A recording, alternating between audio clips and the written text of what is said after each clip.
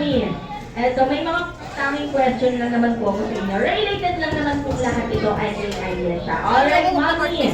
Natatandaan niyo po ba kung saan niyo po ipinaglihi si Ayesha?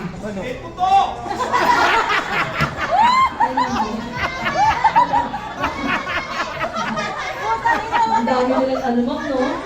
Sila kayo po nagpuntit? Ayan. Alright, Mami. Saan niyo po pinaglihi si Ayesha? Walang maisip. Mukhang naniniwala ko pala, Mami. Nagpaparaha, Mami.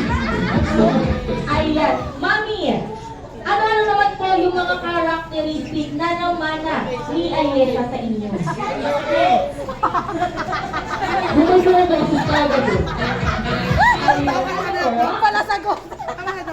Palasagot. Hello, mabait na bata. Tama po ba? Hindi. Mukhang ayaw nila na mabait na bata si Ayesha. Ano po, Mami? Ayun na, sa puno na mo. Matalino! Ano pa po? Ayun. Sama.